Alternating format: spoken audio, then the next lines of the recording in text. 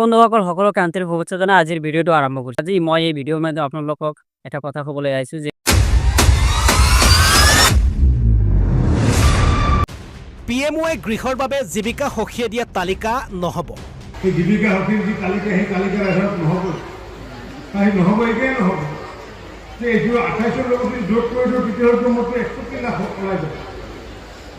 Ration card আছে 62 লাখ, মই কি হিচাপ দিম ভাৰত চৰকাৰ, মুখ্যমন্ত্ৰী ডাঙৰীয়া কি হিচাপে যাব ভাৰত চৰকাৰ?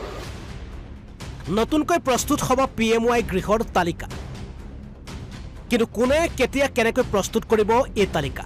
মানে আমাৰ পাইখানাটো ঘৰ বুলি খুলি দিলে, গাহৰি ঘৰটো খুলি দিলে, গৰুৰ ঘৰটো ঘৰ বুলি খুলি দিলে, কৰি দি পেলাই এটা জেল কৰি দিলে। এই কাৰবাৰ নচলিব, কাৰণ কিয় মোদী ডাঙৰীয়া হওক বা হিমন্ত বিশ্ব শৰ্মা ডাঙৰীয়া হওক, চৰকাৰী পইচা সৎ প্ৰয়োগ হ'ব লাগিব। সখীবিলাকে চাৰ্ভে কৰাৰ পিছত তেওঁলোকে আকৌ আমাক বিহু দেখাই আছে। এতিয়া আমি ভাল ভাবি দিলোঁ জীৱিকা সখীক চাৰ্ভে কৰাৰ কাৰণে যে আমাৰ বিভাগৰ মানুহে হয়তো চাৰ্ভে কৰি টকা পইচা ক'ৰবাত খাব, কিন্তু দেখিলোঁ যে খাবিলাক কৰি বাজা বেছি হয়। জীৱিকা সখীবিলাকে কি কৰিলে, এনেকুৱাকৈ ক'লে যা য'ত কৈছে ধান ধুম জোৰকে কৰিলে, আৰু কৰাৰ পিছত কি ওলালে 34 লাখ এখন মানুহৰ তালিকা দিলে। মই সেইকাৰণে আপোনালোকক আহ্বান জনাইছোঁ যে গাঁও সভা হ'ব, আৰু এই গাঁও সভাত সভাপতি আৰু পঞ্চায়তৰ স্বীকৃতি সচিবে চহী কৰি দিব লাগিব।